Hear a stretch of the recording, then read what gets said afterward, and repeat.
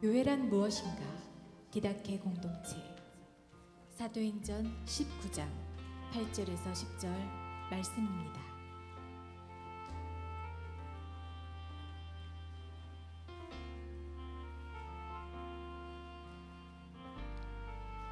바울이 회당에 들어가 석 달 동안 담대히 하나님 나라에 관하여 강론하며 권면하되 어떤 사람들은 마음이 굳어 순종하지 않고 무리 앞에서 이 도를 비방하거늘 바울이 그들을 떠나 제자들을 따로 세우고 두란노 서원에서 날마다 강론하니라. 2해 동안 이같이 하니 아시아에 사는 자는 유대인이나 헬라인이나 다 주의 말씀을 듣더라.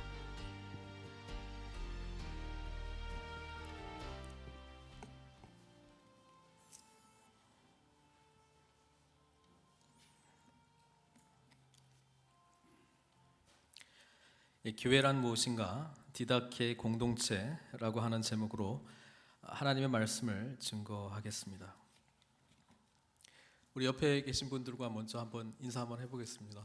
반갑습니다. 축복합니다. 오랜만에 한번 해본 것 같네요.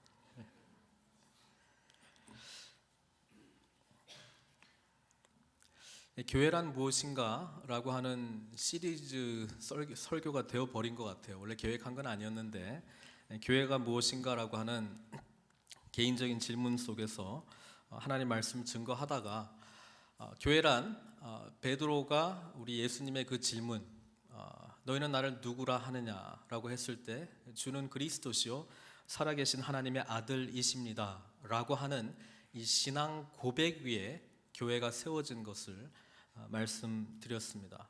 또 교회는 예수님이 하셨던 사역들 가르치고 전파하고 고치셨다라고 하는 그 사역을 바탕으로 또 초대 교회가 우리 이 복음의 메시지를 받고 저희가 사도의 가르침을 받아 서로 교제하며 떡을 떼며 기도하기를 힘쓰니라 라고 하는 이 공동체의 모습 속에서 교회가 보편적으로 5가지 역할들을 감당한다라고 말씀을 드렸습니다.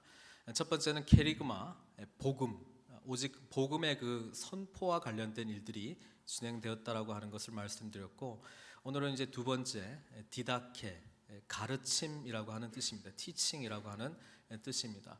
또 세 번째는 레이투르기아, 그러니까 예배와 관련된 일입니다. 초대교회 공동체가 모였을 때 떡을 떼며 이 떡을 뗀다라고 하는 것이 우리 주님께서 마지막으로 명령하셨던 그 성찬과 관련된 예전적인 의미도 있지만 또 이제 네 번째로 넘어가는 그 코이노니아, 공동체가 함께 모여서 그 러브 피스트, 애찬을 했던 그 모습 속에서 이 복음의 공동체가 어떻게 하면 하나님의 그 공동체의 모습으로 서로 이렇게 교제하느냐, 그 코이노니아의 모습.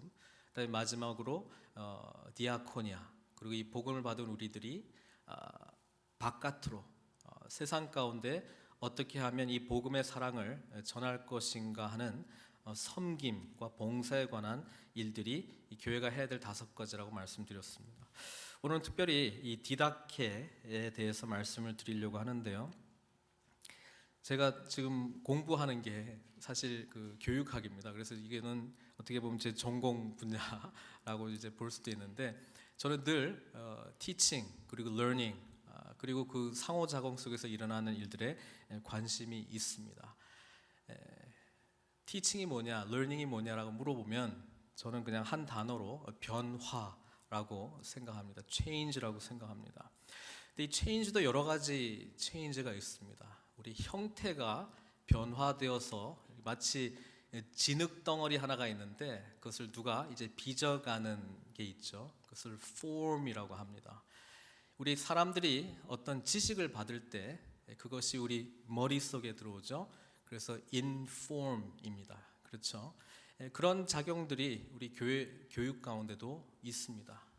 하나의 어떤 내용을 가지고 여러분들한테 들어가는 그 인폼의 과정이 있습니다. 또 동시에 예배자의 어떤 삶, 또 크리스천다운 어떤 삶의 모습으로 우리는 공동체 속에서 형성되어 가고 있습니다. 그래서 포메이션 하는 과정이 또 있죠. 포메이션 하는 과정이 있기 때문에 우리가 함께 예배 공동체를 모여서 예배하는 방법, 찬양하는 것, 또 공동체 속에서 중요한 어떤 예전, 뭐 추수감사절뿐만 아니라 특히 부활절 그리고 성탄과 관련된 우리 주님의 생애와 관련된 그 신앙적인 어떤 절기들을 지날 때 우리는 공동체가 하나의 신앙 공동체로 이렇게 형성되어 가는 것을 보게 됩니다. 이런 인폼과 폼의 영역은 사실은 우리 인간이 어느 정도는 노력해서 할 수 있는 부분이지만 우리 궁극적으로 하나님만이 하실 수 있는 부분이 뭡니까? 트랜스폼입니다. 그것은 우리 성령님의 역사이시고 성령님께서 가능하게 하는 일입니다. 그래서 우리 공동체 가운데 디다케가 무엇인가, 이 가르침과 배움의 영역인데요. 이 부분에 대해서 우리가 함께 생각해 나갈 때는 우리가 할 수 있는 최선의 역할들이 있다고 저는 생각하지만 그럼에도 불구하고 궁극적인 전인격적인 삶의 변화를 가져오게 하는 것은 우리 하나님의 역할이다. 그것을 늘 알고 있고 그것을 고백해야 된다고 하는 것입니다. 초대 공동체가 지난주에 캐리그마적인 공동체, 그러니까 복음, 예수 그리스도의 이 생명의 복음이 선포될 때에 늘 두 가지 반응이 나타났습니다. 성경은 그렇게 얘기합니다.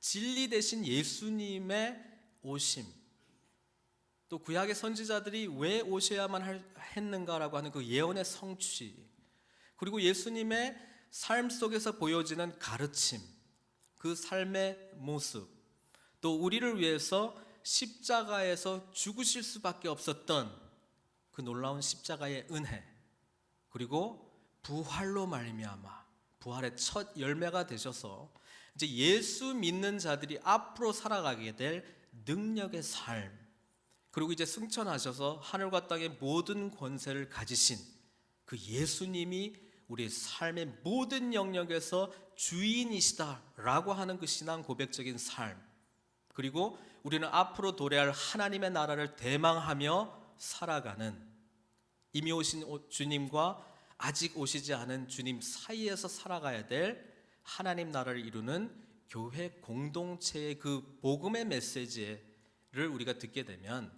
반응이 나올 수밖에 없다는 것이죠. 첫 번째 반응은 그렇다면 이제는 우리가 어떻게 살아가야 되는 것인가?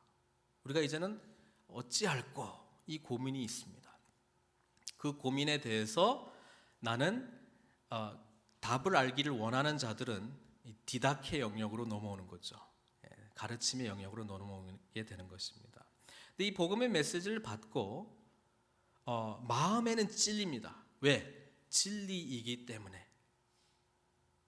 예수 그리스도의 복음이 진리이기 때문에 마음과 이 양심을 찌릅니다. 죄된 모습에 대해서 칼 같은 것이 날카로운 것이 들어온다는 것이죠. 그럼에도 불구하고 우리의 자유의지로 그것을 거부할 수 있습니다. 나는 받아들이지 않겠다.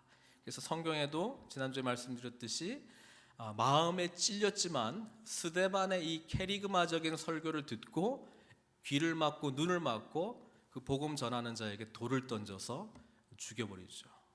그런 반응이 우리에게도 나타나는 것입니다. 오늘 우리가 읽은 이 9절, 8절부터 10절까지의 내용은 사도 바울이 3차 전도 여행을 하던 당시에 에베소스라고 하는 도시에 방문을 하게 됩니다. 그때 바울이 초대교회의 메시지인 캐리그마를 선포했습니다. 예수 복음을 증거했습니다. 18절에 보니까 바울이 회당에 들어가 얼마 동안 했다고요? 석 달 동안 담대히, 캐리그마적인 설교의 특징 중에 하나가 담대히 설교하죠. 왜? 너무 사실이니까, 진리이기 때문에. 어떤 자들은 예수 그리스도의 복음이 진리라고 하는 것이 아직 이해되지 않았어요. 경험되지 않았어요.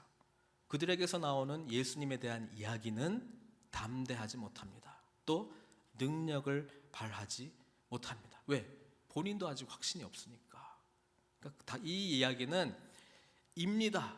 예수 그리스도께서 우리의 죄를 위해서 죽으셨습니다. 그리고 부활하셨습니다가 아니고 남이 그렇다 카더라 복음이 되는 거예요. 그러면은 능력이 없는 거죠. 담대하지도 않습니다. 그렇죠? 어쨌든 담대히 이 복음의 메시지를 전하는데 하나님 나라에 관하여 강론하며 권면하되 이렇게 되어 있습니다. 근데 9절에 반응이 나오죠. 케르그마적인 설교에는 늘 반응이 나오게 되어 있는데 어떤 사람들은 석 달 동안이나 들은 거예요. 석 달이면 12주짜리 복음 메시지를 들은 거예요. 근데 그 메시지를 듣고 마음이 어떻게 됐다고요? 굳어졌어요. 안 받아들이는 거예요. 그 복음의 메시지대로 내가 살아갈 수 없다고 생각한 거예요. 그리고 순종하지 않고 무리 앞에서 심지어는 이 돌을 비방했다 이렇게 이야기합니다. 여러분, 회당이라고 하는 곳은 구약 성경에 보면 언제 등장하는지 한 번도 나오는 단어가 아닙니다. 이 회당이라고 하는 단어가요. 신약에 보면 예수님께서 회당에 들어가셔서 이사야서의 말씀을 읽으면서 내가 바로 이 사람이다 이렇게 선포하시잖아요. 회당은 언제부터 생겼냐면은 우리가 지금 새벽마다 그 에스라서의 말씀을 가지고 함께 말씀을 보고 있는데요. 포로 시대 이후에 그러니까 예루살렘이 다 망했어요. 이스라엘이 다 망하고 이제 이방 나라들인 바벨론, 메데, 페르시아에 걸쳐서 이스라엘 백성들이 포로로 끌려간 시절이 있습니다.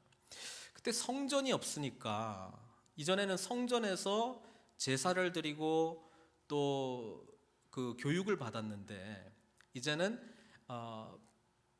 바벨론, 메데, 페르시아를 거치면서 성전이 없으니까 이 신앙의 이 유산을 어떻게 이어갈까 고민했던 신실한 사람들이 회당이라고 하는 신앙 교육 장소를 마련하게 됩니다. 여기에는 성전에서 드리는 제사는 없습니다. 단 말씀만이 있는 것이죠.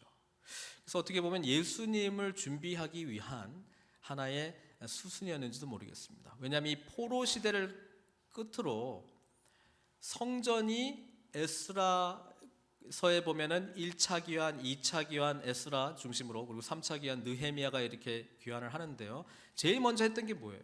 성전, 없어졌던 성전을 다시 지었거든요. 그러면서 이 포로 시대 때 형성된 이 회당 문화도 가지고 옵니다. 그래서 이제는 성전에서도 예배 드리지만 즉 곳곳에 회당이라고 하는 곳이 형성되어서 하나님의 말씀을 가르치는 랍비 또 이것을 주관하는 회당장 뭐 이런 시스템이 생기게 되면서 이것이 신앙 교육 장소가 되었다는 것이죠. 원래 히브리인들 이스라엘 사람들의 신앙은 가정에서 늘 이루어졌습니다. 부모의 책임입니다. 부모가 다음 제너레이션의 신앙을 반드시 책임져야 했습니다. 그것이 쉐마 신명기 6장에 나오는 우리 하나님의 명령이죠. 하나님을 사랑하라라고 하는 메시지가 나온 다음부터 뭐요? 자녀들에게 부지런히 가르쳐라. 앉았을 때든지 뭐 길에 나갈 때든지 하나님의 말씀을 강론할 것이 강의하라고 돼 있지 않습니까? 그리고 그들에게 하나님의 말씀 늘 잃지 않게 외우게 하고 또 손목에 표시를 하고 미간에 표시를 해서 머리 행동으로 또는 머리로 생각하는 모든 것이 하나님 중심의 삶이 되어라라고 하는 것이 가정 교육에서 일어났습니다. 근데 포로 시대를 거치면서 신앙 교육을 계속적으로 대대로 받았던 이 신앙 공동체가 그거 아셔야 돼요. 대대로 내려가는 거는 한 대만 제대로 공부 안 시키면 끝나는 거예요. 그렇잖아요. 중간에 그 할아버지한테 아버지한테 넘어오고 아버지한테 아들한테 가야 되는데 아버지가 제대로 교육을 안 받았어. 그러면 그 밑에는 교육이 제대로 될 수가 없죠. 요즘처럼 무슨 학원에 보낼 수도 없고. 그러니까 회당이 생긴 거예요. 쉽게 이야기하면 우리들 중에 정말 이 말씀에 대해서 전문가가 누구인가 그 사람한테 보내자. 그게 그렇게 생긴 거예요. 모든 교육은 가정 중심으로 이루어지는 것이 사실 좋습니다. 그렇죠? 왜냐하면 부모가 가르치는 것이 비단 내용만 있는 것이 아니고 삶으로 가르치고 또 자녀들이 부모가 했던 가르침과 그 삶이 과연 일치하는가, 그거를 늘 볼 수 있기 때문에 그렇거든요. 근데 오늘날 우리는 교육 전문 기관들이 그것을 감당해야 된다 이렇게 생각합니다. 교회에서도 우리 신앙은 누가 책임지는 거예요? 목사가 책임지든지, 뭐 엘레멘터리 패스터가 책임지든지. 그리고 우리는 그냥 돈만 잘 벌어서 잘 가르치는 사람한테 보내면 된다. 뭐 이런 생각이 사실 오늘 많이 가지고 있는 것 같아요. 근데 그거 아셔야 돼요. 뭐 주일학교 시스템이 사실 150년도 되지 않습니다. 그거 아세요? 주일학교가 그 영국에서 시작된 건데, 시작된 이유는 이렇습니다. 레이크스라고 하는 사람이 만들었는데, 그때 당시에 산업혁명이 막 일어났어요. 그래서 공장에 일할 사람들이 너무너무 많이 필요해요. 그러다 보니까 이 애들이 버려지는 거예요. 그러니까 빈민가 애들은 완전히 그냥 교육을 못 받고 있는 거예요. 그래서 이 레이크라는 사람이 말하자면 얘네들을 모아가지고 썬데이에 가르친 거예요. 읽고 쓰고 산수 플러스 교리를 가르쳤어요. 그게 영국의 썬데이 스쿨의 시작이고, 그게 미국으로 바로 건너왔어요. 얼마 안 있어서. 그래서 미국에는 감리교 계열의 어떤 교회에서 시작을 했는데요.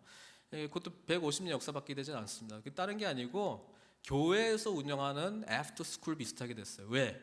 미국은 정교 분리 정책을 처음부터 썼잖아요. 그러니까 퍼블릭 영역에서는 종교를 가르칠 수 없다라고 하는 것이 기독교 신앙을 가지고 있는 부모님들한테는 좀 위기였습니다. 그러다 보니까 교회에서 우리가 애들을 가르쳐야 되겠다라고 하는 그 시작으로 썬데이에만 가르치는 스쿨이 시작이 됐죠.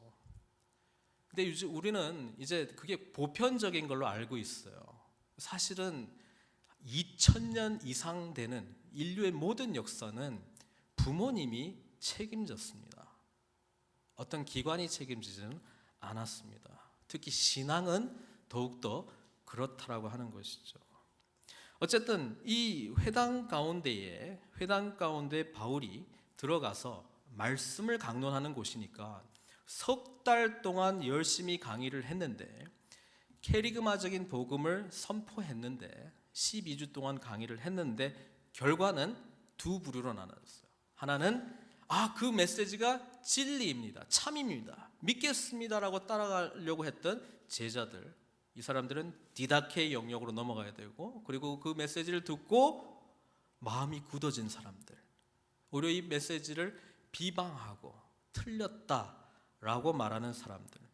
그래서 바울이 어떻게 하냐면 9절에 보니까 그들을 떠나, 쉽게 이야기하면 메시지에 반응하는 사람들을 제자로 삼은 거예요.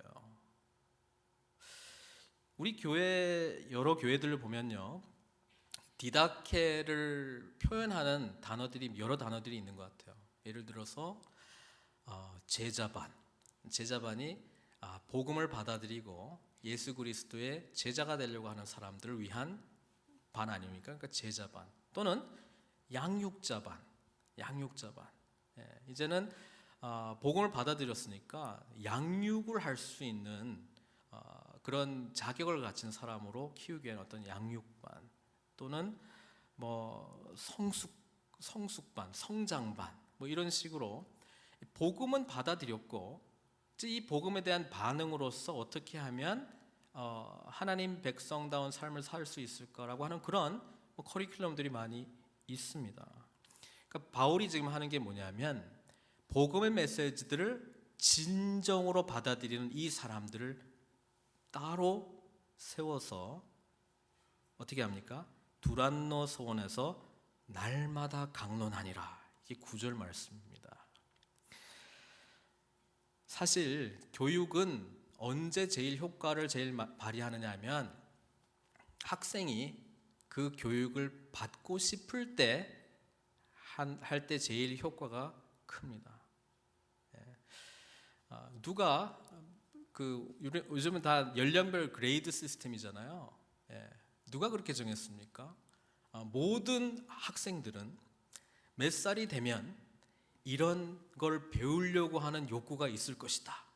고로 우리는 이 학년에 이 수준의 내용들을 가르쳐야 된다라고 누가 만들었습니까?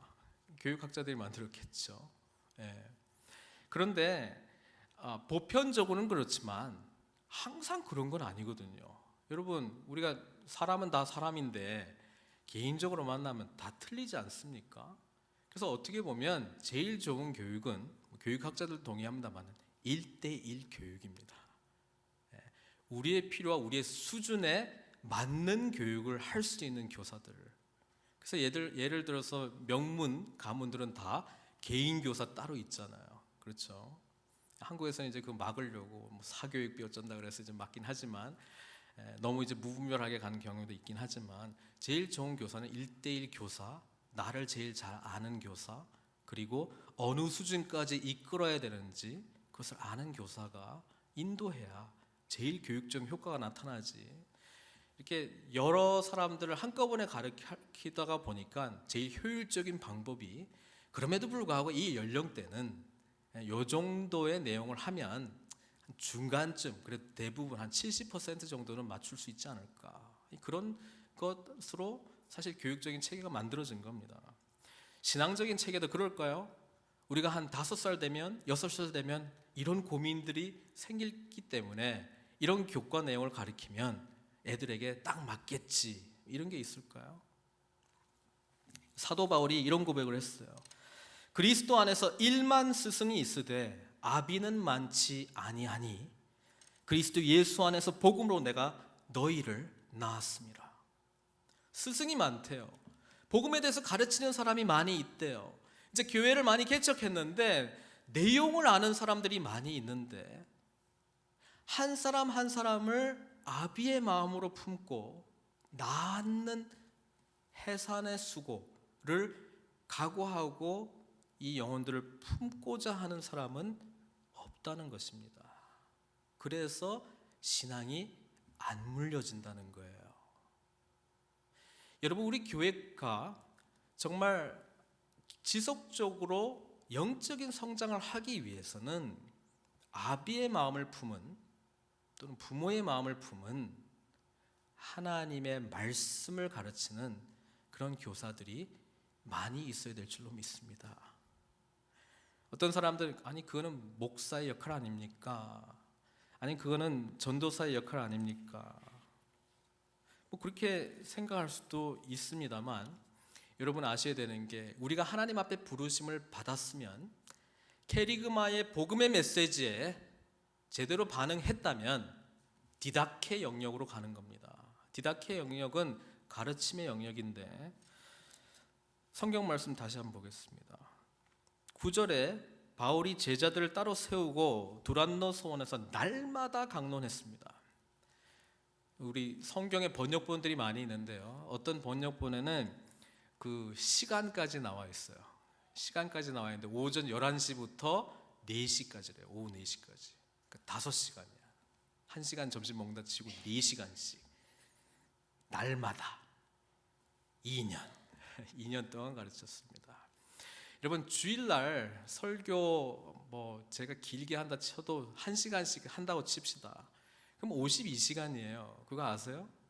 52시간 4시간으로 나누면 얼마 되는 거예요? 계산 빠른 사람 한번 해보세요. 얼마 안 돼요. 여러분, 바울이 정말 이 복음의 메시지에 나는 하나님 앞에 어떻게 살아야 될 것인가를 알려고 하는 제자들을 따로 세우고 하루에 4시간씩 2년을 가르쳤는데, 저는 이제 궁금한 거죠. 첫 번째 질문이 뭘 가르쳤을까? 4시간 동안 뭘 가르쳤을까? 두 번째는 어떻게 가르쳤을까? 세 번째는 왜 가르쳤을까? 이건 교육학자면 당연히 물어야 되는 거예요. 뭘 가르쳤을까에 대한 대답은 그 교육의 컨텐츠입니다. 내용입니다. 왜 가르쳤을까는 그 교육 과정을 거치게 되면 나타나야 될 교육의 목표입니다. 12주 동안 하든 1년 동안 하든 2년 동안 하든 전과 후에 기대되는 교육 효과가 있어야 되지 않을까요? 그거를 궁금한 거예요. 바울은 뭘 하려고 했을까? 또 어떤 방법으로 했을까? 강단에 올라와서 4시간 동안 그냥 했을까? 어떻게 했을까? 여러 가지 상상은 합니다만은 성경에 안 나와 있기 때문에 뭐 알 수는 없습니다. 나중에 천국 가면 제가 물어볼게요. 2년 동안 뭐 어떻게 했는지. 그런데 놀라운 일들이 일어났어요. 그게 뭐냐면 10절에 아시아에 사는 유대인이나 헬라인이나 다 주의 말씀을 듣더라. 이거 보고 이제 힌트를 얻었죠. 이게 뭐냐면 바울은 에베소서에서 2년 3개월을 보냈습니다. 2년 3개월을 보내면서 특히 두란노에서는 2년 동안 날마다 강론했으니까 어디 휴가 갔다 오고 이런 건 아니라는 거 아니에요. 그러니까 거기 있었어요. 근데 결과가 뭐냐면 아시아 전체, 동남아시아 말고 소아시아, 아시아 전체가 이 메시지를 들었어요. 어떻게 들을까요? 요즘처럼 뭐 저기 팟캐스트 해주는 것도 아니고 뭐 유튜브 볼 수 있는 것도 아니고 라디오에 있는 것도 아니고 어떻게 했을까요? 세운 제자들이 메시지를 듣고 가는 거예요. 그러면서 다시 돌아오는 거예요. 선생님, 바울 선생님 이런 일들이 일어났어요. 아 그렇구나. 이렇게 지도해주고 멘토링 해주고 또 다시 보냅니다. 돌아오니까 또 보고를 해요. 아 이런 일들이 일어났습니다. 이런 열매들이 있습니다. 학생들이 제자들이 사역자가 되어서 복음이 아시아 전체에 전해진 거예요. 그래서 하나는 찾았죠. 디다케의 목표를 찾은 거예요. 바울은 제자를 불러서, 제자라고 하는 것은 캐리그마 복음의 메시지에 맞습니다라고 아멘하면서 반응하는 사람, 그 사람을 세워서 리더 훈련시킨 거예요. 하나님의 말씀에 철저한 제자 만드는 거예요. 제자화의 목적은 뭡니까? 사역자 만들기 위해서, 하나님께서 쓰시는 그릇 되게 하기 위해서 만든 거 아니겠어요? 그리고 그 사람들을 보냈습니다. 그러니까 아시아 전체가 바울이 간직했던, 또 주님께서 선포하셨던, 삶으로 보여주셨던 복음의 메시지가 전해진 것이죠.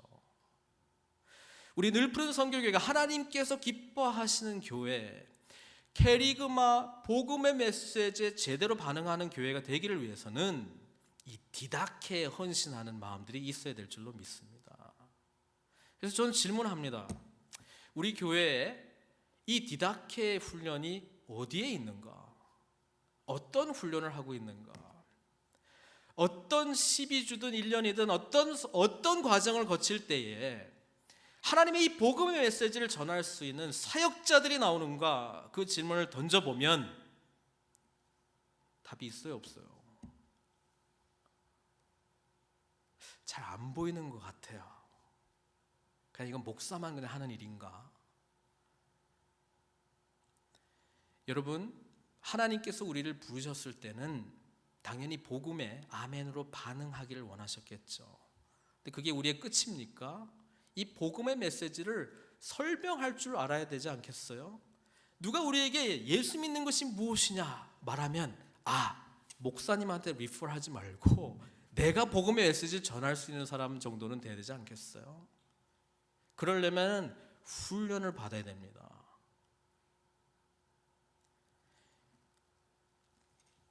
초대교회에 이 디다케가 사실 캐리그마에서 디다케로 넘어가게 될 때는 이유가 있습니다. 어떤 이유냐면 캐리그마가 복음이잖아요. 그러니까 예수님에 관한 메시지, 받아들여라 라고 하는 그 메시지가 이제 선포되는데, 바울도 사실은 이 캐리그마적인 설교가 대부분이었어요. 우리 8절에도 보면 석 달 동안 담대히 하나님 나라에 관하여 강론했다. 이거는 석 달 동안 캐리그마적인 설교만 했다는 거예요. 그리고 난 다음에 이제 말씀을 받지 않는 사람은 제쳐놓고 받는 사람을 이렇게 데리고 왔는데, 저는 이제 바울의 편지들 속에서 무엇을 가르쳤는가, 그 내용에 대한 힌트를 좀 얻게 되었습니다. 아까 목표는 사역자 만드는 거라면 내용은 뭘까라고 이제 고민했을 때 바울의 편지들을 쭉 생각해 봤습니다. 여러분, 바울 서신들이 많이 있잖아요. 그런데 바울이 썼던 첫 번째 편지가 뭔지 아세요? 데살로니가 전후서입니다. 이건 모든 학자들이 동의하는 내용입니다. 데살로니가 전후서는 사도 바울의 여러 편지들 중에서 제일 먼저 쓴 편지다라고 생각하고 있습니다. 아마 2차 전도 여행 때 기록하지 않았는가, 뭐 여러 설들이 있습니다만은 제일 처음에 기록한 거에 대해서는 공통으로 다 동의합니다. 여러분, 데살로니가 전후서 읽어보면 장마다 뭐라고 나오는지 알아요? 예수님 곧 오신다, 준비해라, 예수님 곧 오신다, 이거예요. 그래서 많은 학자들이 바울이 처음에 가지고 있었던 신앙관에 대해서 자기 당시에, 살아있는 당시에 예수님이 올 거라고 생각했어요. 여러분, 예수님이 한 달 후에 또는 석 달 후에 또는 6개월 후에 재림하실 것이다 라고 하는 그런 확신이 있으면 여러분 어떻게 살 거예요? 지금 초대교회 공동체가 자기 재산들을 공유할 수 있었던 이유 중에 하나도, 야, 이거 가지고 있으면 뭐하냐, 우리 이제 예수님 곧 오시는데 그냥 이렇게 뭐 누리고 쓰자, 이런 생각 속에서 한 건 아니겠는가라고 하는 의견도 있습니다. 사실 한국에 있는 몇 번의 그 종말론적인 사상들이 막 펼쳐질 때 초대교회에서 일어나는 일들이 쉽게 이루어졌습니다. 왜? 주님 곧 오시는데. 또 어떤 사람은 뭐 카드 막 긁었다는 사람들도 있긴 한데, 뭐 어쨌든 저기 반응들이 그렇게 나타날 수 있지만은, 주님께서 곧 오시니까 캐리그마적인 설교를 해야 돼요, 디다케 설교를 해야 돼요? 캐리그마적인 설교를 할 수밖에 없습니다. 왜? 빨리 예수 믿게 만드는 게 그게 목표예요. 빨리 어쨌든 간에 잘 이해는 못하지만 하여튼 예수님을 구주로 영접하는 거에 초점을 기울일 수밖에 없어요. 근데 바울의 후기 편지들, 나중에 썼다라고 했던 편지들을 보면은 특히 이 에베소에서 있을 때에 우리 보수적인 신앙을 가진 이 학자들은 이 기간 동안에 고린도 전후서를 썼다, 이렇게 생각합니다. 에베소에서. 여러분, 고린도 전후서 쭉 읽어보면요, 중심 내용이 뭐예요? 물론 복음이 있습니다. 바울이 이렇게 이야기하죠. 십자가의 도가 멸망하는 자들에게는 미련한 것이요 구원을 얻는 우리에게는 하나님의 능력이라 하면서 이제 십자가 복음의 메시지를 설교한 다음에, 그 다음에 이 에베소에 있을 때 바울이 제자들을 보냈을 거 아니에요. 고린도 교회에서 문제들이 있는 거예요. 교회를 만들어 가는데 그 문제들이 우상 제물 앞에 바친 거는 먹어도 돼요, 안 돼요? 믿는 사람이 아닌 사람이랑 결혼해도 돼요, 안 돼요? 예배 시간에 수건 뒤집어 써야 돼요, 안 뒤집어 써야 돼요? 뭐 여러 가지 질문들이 많이 있는 거예요. 만약에 주님께서 6개월 후에 오시면 이게 중요해요, 안 중요해요? 가르쳐 주는 게 안 중요합니다. 그러나 바울이 생각이 바뀌었던 것 같아요. 주님께서 내 때는 안 올 수도 있겠구나, 생각이 좀 바뀌었어요. 그래서 그 다음에 쓴 바울 서신들은 행동과 관련된, 윤리적인 어떤 내용과 관련된, 그리스찬적인 삶과 관련된 메시지들이 많고요. 특히 고린도 전후서는 그 교회에서 고민하는 문제에 대해서 답을 주는 형식으로 편지가 쓰여졌습니다. 고린도 교회가 얼마나 문제가 많은 교회입니까? 뭐 아볼로파, 뭐 바울파, 예수파, 뭐 베드로파 막 나눠져 있으니까 이거 어떻게 해야 되느냐. 그러니까 바울이 사랑장 쓴 거예요. 서로 사랑하라고. 은사들이 막 일어나는 거예요. 은사들이 막 일어나니까 은사들에 대해서 설명할 수밖에 없죠. 그러고 난 다음에 다 필요 없고 사랑이다, 사랑으로 하나 된다, 또 그런 이야기 하지 않습니까? 또 마지막 때가 어떻게 되는데요? 부활에 대해서 의심한 사람, 그래서 부활장 나온 거예요. 그러니까 교회 이슈들에 대해서 가르치는 편지들, 그것이 이제 결국은 성경으로 남게 되는데 그 일들이 일어났다라고 하는 것입니다. 우리 주님께서는 아직도 안 오셨어요. 재림하실 주님, 2000년이 지난 이 시점에서 아직 안 오셨고, 그러나 우리가 이미 오신 주님과 앞으로 오실 주님, 그 믿음 속에서 긴장감으로 살아야 될 것은 분명합니다. 그 긴장감으로 살아가야 된다는 것은 복음을 받아들이지 않는 사람들에 대한 애틋한 이 불쌍히 여기고 긍휼히 여기는 마음과 함께 복음을 전도해야 되고, 그것을 위해서 준비되는 훈련을 받아야 된다는 것 하나, 또 삶 속에서 고민되어지는 가정 속에서, 직장 속에서 어떻게 하면 크리스찬다운 삶을 살 수 있습니까? 이 문화에 대해서 어떻게 하면 기독교적인 문화를 나를 중심으로, 우리 교회를 중심으로 이룰 수 있습니까? 라고 하는 그 질문에 대해서 답을 받아야 된다라고 하는 것이죠. 그런 부분들이 디다케의 영역인 것입니다. 그 디다케의 훈련들을 통해서 앞으로 세상 가운데 우리가 나아갈 때에 하나님께서 쓰실 수 있는 훈련받은 그릇들이 되어야만 한다는 것입니다. 여러분, 초대교회가 점점 규모가 커지고 2세기, 3세기로 넘어가면서 이 디다케의 영역이 어떤 내용을 제일 많이 가르쳤냐면 교리, 신조를 제일 중심적으로 가르쳤습니다. 우리가 사도신경에 고백하고 있는 이 신조 이전에 또 신조들이 있지만 그 하나님을 고백하는, 언어로 고백하는 이것이 무엇을 의미하는가를 철저하게 훈련을 시켰다라고 하는 것이죠. 그래서 교리문답식으로 교육이 많이 진행이 되었습니다. 왜? 그때는 구전으로 배우는 시대이기 때문에 선생님이 하나님은 누구야? 물어보면 학생들이 대답하는 식. 예수님은 우리를 위해서 어떻게 죄의 문제를 해결하셨냐? 물어보면 이제 대답하는 식으로. 그런 식으로 교육을 하고 암송을 했다라고 하는 것이죠.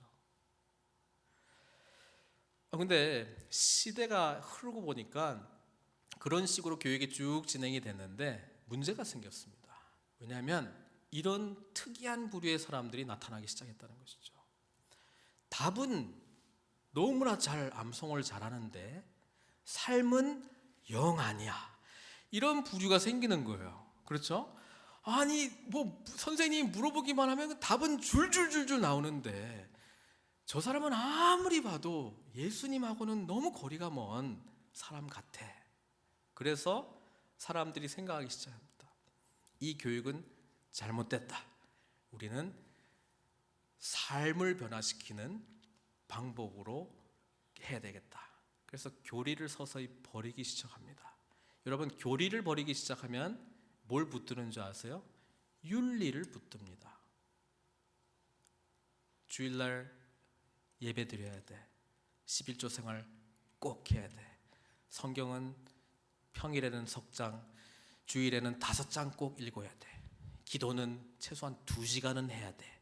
뭐 이런 식으로 윤리적인 행동 규칙들이 나오기 시작해요. 이것도 열심히 하니까 또 특이한 사람들이 또 나오죠. 누가 나옵니까?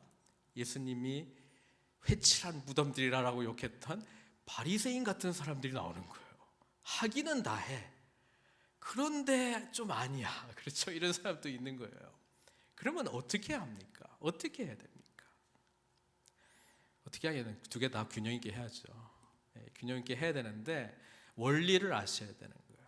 여러분, 지식, 우리가 칼빈이 신앙이란 무엇인가라고 하는 그 정의를 하나님을 아는 것이라고 정의를 했어요. 신앙이 무엇이냐? What is faith? Knowing God라고 칼빈이 이야기했어요. 하나님을 아는 이 영역이 대부분의 사람들이 머리의 영역에만 있다고 생각을 했어요. 그게 아까 말한 제가 inform, content의 영역에만 있다고 생각을 했어요. 그래서 인포메이션만 정확하게 머리에 들어가면 삶도 그렇게 바뀔 거라고 생각을 했어요. 그런데 특이하게도 우리는 인포메이션하고 내 삶과 구별되어 가면서 살아가는 거에 대해서 굉장히 편하게 살아가는 것 같아요. 아는 거하고 삶이 틀린 거하고 아주 자연스럽게 어떻게 하는지는 모르겠는데 그렇게 살아가는 모습들이 있어요. 여러분, 신앙은 하나님을 안다라고 하는 것의 이 knowing의 영역은 지식적인 알은 일부분이고요, 경험적인 알이 있어야 됩니다. 우리 하나님을 안다라고 하는 히브리 동사는 야다라고 하는 동사인데 경험으로만 알 수 있는 알입니다. 마치 부부가 서로 같이 살면서 서로에 대해서 알아가는 것처럼, 이 사람에 대한 정보를 내가 안다고 이 사람을 아는 건 아니잖아요. 같이 살면 확실히 아는 거죠. 확실히 아는 거죠. 정보만 볼 때는 좋았는데 같이 살다 보니까는 이런 영역이 있었구나, 이런 이제 깨닫게 되는 것이죠. 하나님도 마찬가지라는 거예요. 우리가 지식적인 알과 함께 경험적으로 하나님을 알아가는 일들이 일어나야 된다는 거예요. 여러분, 교회가 디다케의 영역을 손댈 때는 지식적인 알뿐만 아니라 하나님을 경험적으로 알아갈 수 있도록 그 환경을 조성해 줘야 됩니다. 그 환경 중에서 제일 효과적인 게 그 경험을 한 사람들이 곳곳에 보여야 된다는 것입니다. 교회를 왔는데 하나님을 정말 깊이 만난 그 영혼이 보이지 않아요. 그러면 딱딱한 가르침만 있어요. 그러면 교회가 딱딱한 지적인 것만 추구하는, 능력을 바라지 못하고 하나님을 경험하지 못한 그런 모습으로 이렇게 쇠퇴할 가능성이 높습니다. 여러분, 교육에도 교육의 3요소가 있어요. 교사가 있어야 되죠.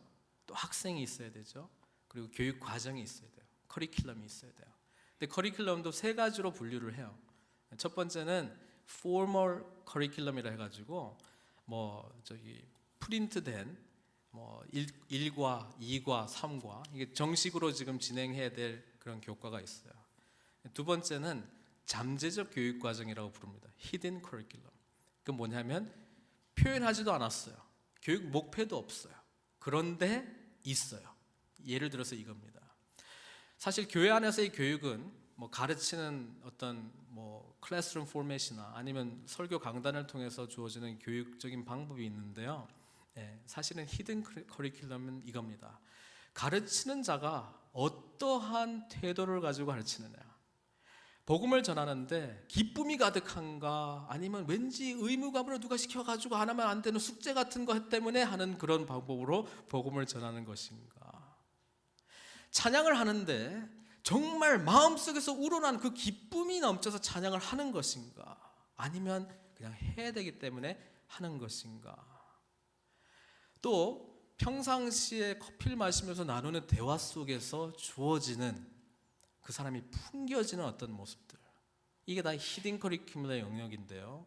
보이지는 않습니다. 그러나 느껴집니다. 그리고 영향력을 미칩니다. 재미있게도 어떤 것이 더 교육적인 효과를 발휘하느냐라고 이야기했을 때 오히려 히든 커리큘럼에서 놀라운 교육적인 효과가 나타난다라고 합니다. 그래서 똑같은 컨텐츠를 가르쳐도 누가 가르치냐가 중요하다는 거예요. 쉽게 이야기하면 누구 옆에서 저런 이야기를 듣는가가 중요하다는 거예요. 아무리 똑같은 내용을 들어도요. 왜? 히든 커리큘럼이 중요하기 때문에 그렇습니다. 그래서 저는 질문합니다. 우리 늘푸른 선교교회가 가지고 있는 히든 커리큘럼은 뭘까? 제가 유심히 관찰합니다. 교회 예배 시작하기 전에 어떠한 모습으로 우리 성도들은 들어오는가? 또 이것이 처음 여기 교회에 나온 사람들에게 주는 메시지는 무엇일까? 생각을 해봅니다. 무슨 말인지 알겠죠? 히든 커리큘럼이 중요합니다. 또 하나는 한 가지 더 있는데 하진 않겠습니다. 널 커리큘럼이라고 결국 했네. 널 커리큘럼을 이제 안 가르치는 거예요. 교회에서 언급하지 않는 것도 가르치는 거예요. 사실은요. 무슨 말인지 알겠습니까? 언급하지 않는 것도 교육적인 영향력을 미칩니다. 왜? 그것은 중요하지 않다고 교회적으로도 공동체적으로 생각하고 있다는 것이고요. 또 그것은 이 공동체 안에서는 금기된 어떤 이야기라든지 하여튼은 가르칩니다. 사실은. 왜냐하면 다른 데서는 하는데 여기서는 안 하니까. 어쨌든 그런 영역도 있습니다. 이런 것을 볼 때 저는 우리 늘푸른 선교교회가 하나님께서 원하시는 교회로 나아갈 때에 복음적인 메시지를 넘어 디다케의 영역으로 나아가야 될 줄로 믿습니다. 그래서 이것은 비단 저 혼자만의 고민이 되어서는 안 되고요. 우리 전체의 고민이 되어야 될 줄로 믿습니다. 우리가 하나님의 사람으로 하나님께서 기뻐 쓰시기 위해서 준비된 그릇들로 나아가기 위해서 어떠한 훈련의 장을 마련해 줄까? 그건 저희 고민이 될 수도 있죠. 또 그런 저에게 장을 마련한들 우리의 마음 가운데 과연 그것을 받아들일 만한 인식과 어떤 열망하는 마음들이 있는가? 그것도 중요한 영역이죠. 일단은 그래서 저는 말씀드립니다. 교회는 디다케 공동체가 되어야만 합니다. 그러기 위해서 우리가 나아가야 될 방향들을 기도하면서 함께 찾아 나가시기를 바랍니다. 그리고 그것이 발견되어지면 여러분 그 디다케의 장에 헌신하십시오. 여러분, 디다케의 마지막은 하나님께서 쓰시기에 흠 없는 능력 있는 사역자가 되는 것입니다. 그것이 교회 영역이든 가정의 영역이든 내가 관계하고 있는 사람들과의 영역이든 직장에서의 영역이든 어디든지 우리는 이 복음의 메시지를 전할 수 있고 준비된 사람들이 되어야 될 줄로 믿습니다. 말씀 마치겠습니다. 하나님께서 우리에게 복음의 비밀을 계시해 주셨다면, 그리고 우리가 이 자리에 앉아서 하나님께 예배를 드린다면 우리는 이미 디다케의 영역 가운데 들어간 줄로 믿습니다. 그렇다면 이제 스스로 물어봐야 되고 스스로 결단해야 될 일들이 남아 있습니다. 어떤 자리 가운데 나아갈 것인가, 또 어떤 훈련들이 우리에게 주어져야만 하는가, 또 이 훈련들 가운데 어떠한 태도와 어떠한 마음가짐으로 나는 참여해야 되는가, 이 질문이 우리 앞에 서 있다라는 것이죠. 저는 계속 기도합니다. 하나님, 우리 몸된 교회 가운데 하나님께서 기뻐하시는 디다케의 훈련들이 이루어지게 해 주시옵소서. 하나님, 어떤 것이 필요한지 제가 성도들과 만나서 이야기할 때 하나님 말씀하여 주시옵소서. 제가 감당할 수 있는 일이라면 그 일들을 시작하게 해 주시옵소서. 오늘 말씀처럼 1년이 지나고 2년이 지날 때에 바울은 에베소서에만 있었는데 아시아 전역 가운데 능력 있는 하나님의 사람들이 세워지게 해 주시옵소서. 이것이 제가 말씀을 준비하면서 갖게 된 기도의 제목들입니다. 여러분, 함께 기도하시면서 이 질문들에 대한 답을 찾고 또 함께 결단하며 나아가시는 저와 여러분들 되시기를 주님의